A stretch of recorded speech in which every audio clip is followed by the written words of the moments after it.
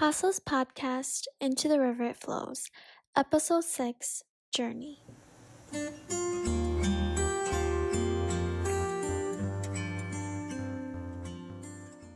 Hi guys, welcome back to Hasa's episode 6 episode. Lucinda and I are here today, and we also have our guest Nancy Chang here with us. Hi Nancy. Hi everyone, my name is Nancy. I am a senior at UW-Madison, of course, majoring in nutrition and dietetics with a certificate in Asian American Studies with a Hmong emphasis. That's kind of long. And I was born and raised in Sheboygan, Wisconsin. What is your favorite thing about Sheboygan, and what should people know about it? Oh, I don't know if I have a favorite thing about Sheboygan, but I think the lake then, probably. I love the lake. And I think if people were to know about it, that Sheboygan is pretty beautiful. Speaking of like your hometown and how you just grew up there, how would you like describe your childhood growing up, Nancy? And what was like some things about your childhood that made you come to terms with your Hmong identity? Growing up, my dad actually passed away when I was really little, and he actually passed away from sudden, unknown, nocturnal death syndrome. So, like, you probably learned about this if you took some Asian American courses at UW-Madison, but basically, like, SUNS, he passed away from that, which happens in a lot of, like, Southeast Asian young men. So he passed away when I was, like, 10 months old. And so that being said, I kind of had a step family really quick into my childhood. So from as young as I could remember, I already had a stepdad. I had a really big family growing up. I had 5 older stepbrothers, and then I had my own 4 older siblings. So a big family of 10 kids. That means we're pretty dang poor. But there was a lot of love in the family, and I was never bored. We argued a lot, but I was never bored, I'd say. But with the fact that I had a large family too, and a step family, moreover, it meant that I was part of then a new clan also. And so I'm originally a Chang. My real dad is a Chang. My mom's a Shong, and then my stepdad is a Vang. So I was kind of forced into the Vang clan at a really young age, and like for my entire life, I was forced into the Vang clan, which isn't something I necessarily hate, but that definitely came to shape my Hmong identity and how I perceive Hmong culture a lot. If you could like dive into like what did your Hmong identity mean to you when you were younger? I guess like as a child, I don't know if we think about that when we're younger, at least I didn't, but if we could recall memories about it. No, I would agree too. When I was younger, I didn't think about my identity a lot, and I only really started to confront it when I came to college, which is why I appreciate undergrad so much and the Asian American program. But yeah, I didn't really think about my Hmong identity, and to be honest, growing up, I was so focused on school that I actually pushed it away because I thought I had to pursue this different type of culture in order to excel and to succeed in this world. So I pushed it away for the longest time. Going back to my Hmong identity with like my last name anyways and the clans, when I got to undergrad, I really started thinking about it more because as you get older too, marriage gets on your mind, and with that comes the Hmong weddings. And as my siblings started to get married, I noticed, of course, that at every event, every Hmong wedding, the Vang clan was there to help us out and to help facilitate the weddings or the events or any negotiations that went on. It just made me realize that it actually plays a really large role what clan you're in and like what clan you assume under, because that is a big backbone if you're going to do things traditionally. So with that again too, it was hard to take the name of like a Vang because I am a Chang, like legally I'm a Chang and people recognize me as a Chang, but in this unknown world, only if you know me then you know that I'm actually a Vang too. With that too is just loss of identity, like I don't have a place anywhere. And so that was a huge part that took a while getting used to and like understanding that I felt like I didn't belong anywhere in the Hmong culture and in American culture, where I wasn't quite American, I wasn't quite Hmong, and then I wasn't quite Vang, I wasn't quite Chang.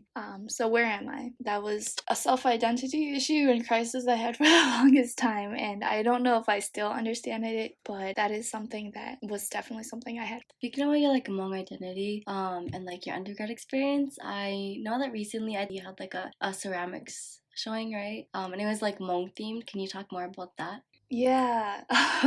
Thanks for bringing that up. Yes, so I'm taking advanced ceramics right now, and with that, I had the chance to conduct a solo ceramics exhibit. And so, with that opportunity, I decided to focus it on Hmong culture and Hmong history. And because I'm also doing the certificate in Asian American Studies with the Hmong emphasis, I kind of took this as the chance to use it like as a capstone and close my studies and kind of just reflect on my undergraduate experience and everything that I've learned. With that being said, I created 6 functional sets of stoneware, and on each set, it had a different theme and it kind of went through Hmong history. And so for the first set, I called it Nya Shapdong, which means in the mountains, just to represent like where we came from, where we originated from, and where we still continue to reside in. And from there, I went to Yang Tie Chua, which were opium, and so poppies. I painted poppies on the cups to represent like the major cash flow way back then. And then I moved into La Tu Day and Taikyeta, which was crossing the river or crossing the water, which was the Mekong River, of course, during the war, and also, yeah, the Secret War. So within those pieces, I also tried to embody like the Hmong lives lost during the war and just how devastating that was. And then with the setup of my exhibit, I decided to place one of the sets, the between my last 2 sets, which was Guyomong and Guyomong Mika. That refers back to like my loss of identity too, of not knowing if I'm Hmong or not. Because with the Guyomong set, I decided to paint Hmong patterns on the outside to represent the pride we usually have as Hmong people. I think that's a beautiful thing. I don't say it like being prideful is bad. I think it's beautiful that we embrace our culture. But with that, it clashes with the American culture that we've grown up in, which is Guyomong Mika, the last set. And with that, I painted like Hmong patterns inside of the dishes. And on the outside, I had this textured, like chipped away texture to represent how we've been attacked by both American and Hmong culture because we're not this thing that they want. But inside, in reality, we really still have a Hmong heart. And so that was kind of where it got really personal and where I really do connect with my project this year because I kind of not only did I put my studies of Asian American studies in there, but I also put a personal touch of something I had to face in my own identity in there. So that was my exhibit. I have pictures online if you guys want to check it out. So yeah, it was just a really meaningful exhibition this year, this semester. I think a lot of other Hmong friends attended, and I think they could relate too. So Yeah, I can say it was a beautiful set piece as well. How important is family to you? And like, what is the beauty of growing up in a step family household?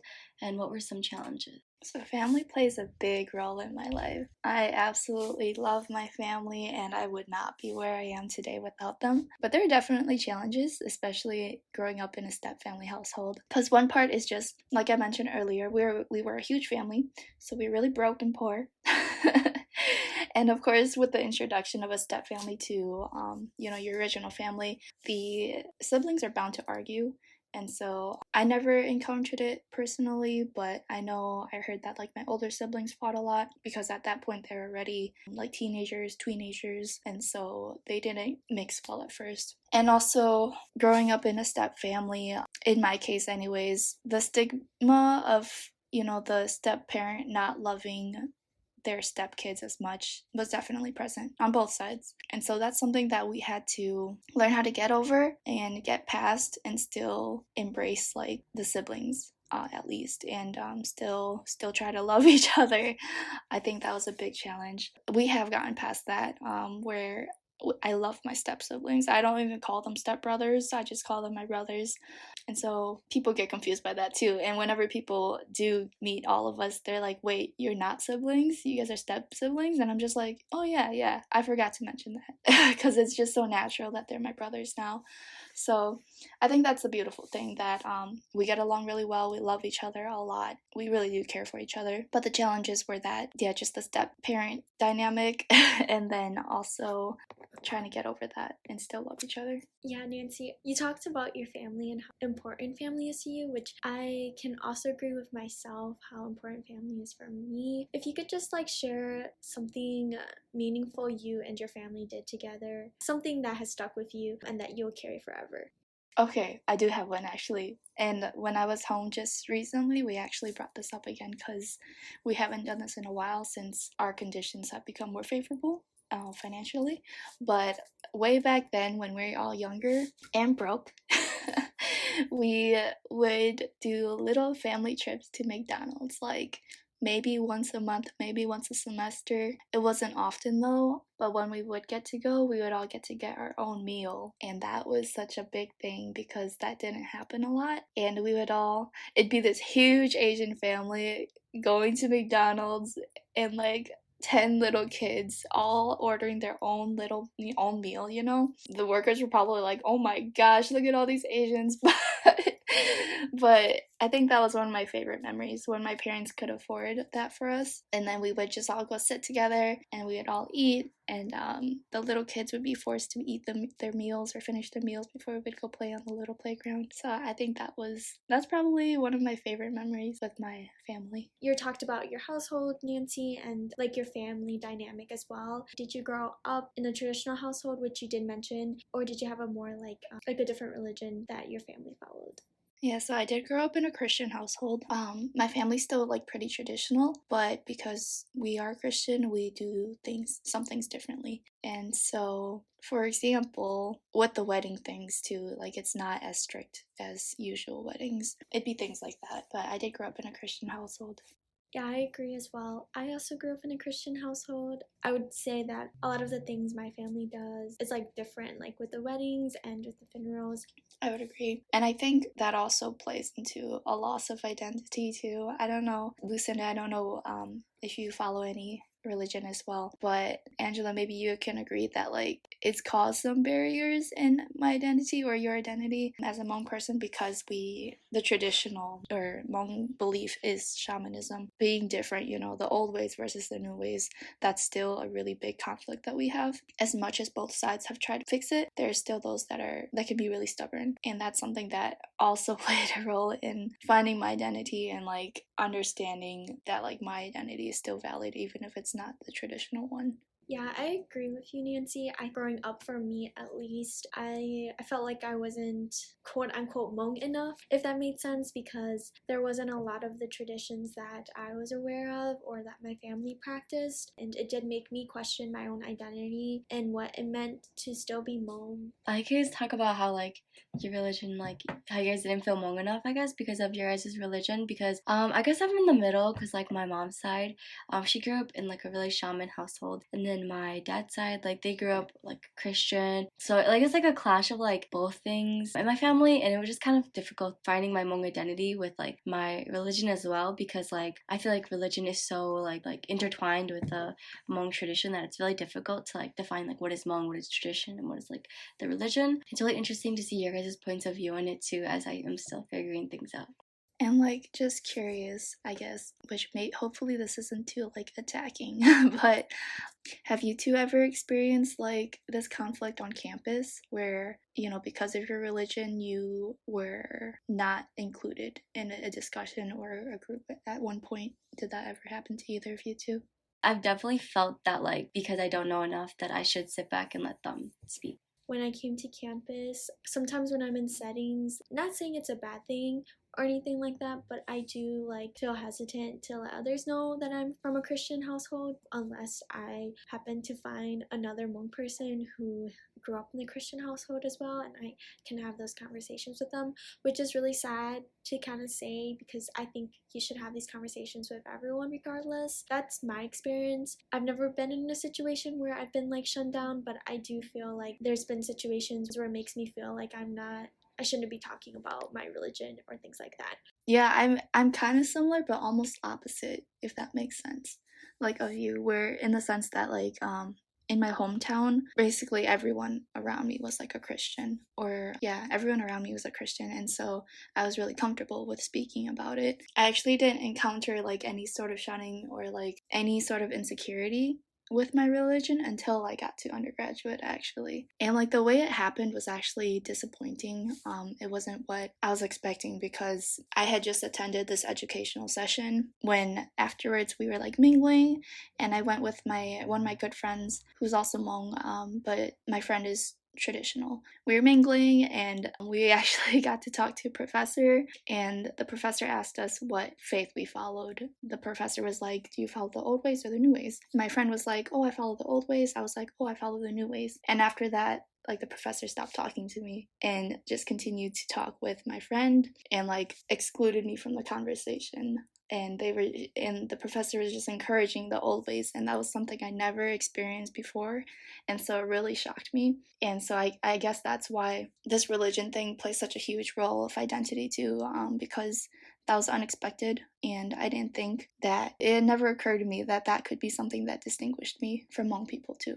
I think our Hmong identity plays a huge part in our lives, and it shapes us to become who we are. With that being said, we talked about like your growing up in a Christian household, and it seems like Christianity is a huge part of your life. And how would you say, how important is your faith to you, and what kind of connections do you see of your religion with your Hmong identity? That's a hard one to like pinpoint, because Christianity is still so different from traditional Hmong culture. But I think something that I do want to point out, or just, state, is that like there are a lot of Christian Hmong people now, especially who have converted after like the war and after refugee camps, partly because like people went out and were missionaries in refugee camps as well. But I think because there's a big Hmong population now who are Christian, like I mentioned earlier too, in my hometown I grew up around a lot of Hmong Christian people. They were my community, and I really loved that community. I still love them, and so I guess that's where I see them combining, at least for myself. I don't know how it could apply for others, but that's where I see my Christian religion intertwining with my Hmong identity, is that it's something I grew up with, and the community I grew up with were Hmong and Christian. Yeah, thanks Nancy for sharing. I think that's also something really important. Community, you grew up a Hmong community.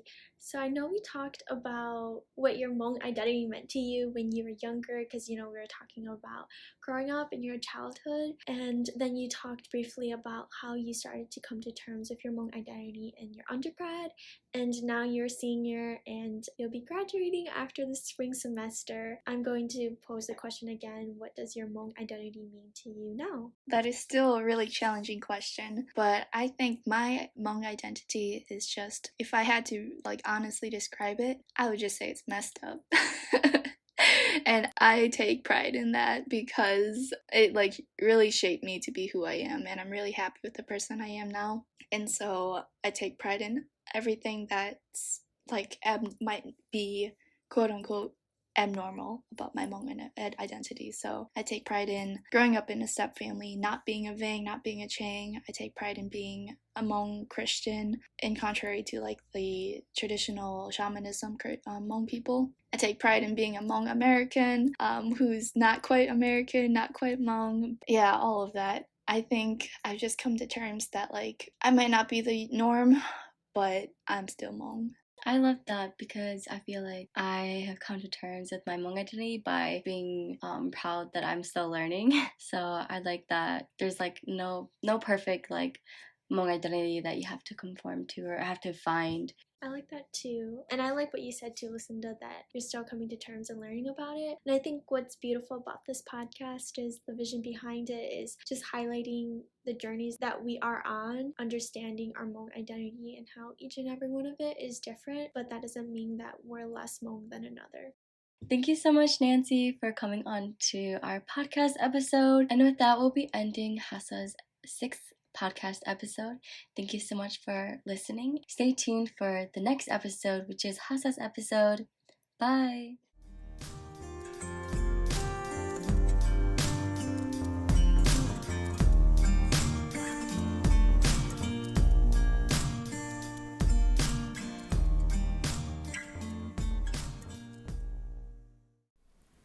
We would like to thank Anchor.fm as well as Audacity for making our podcast possible.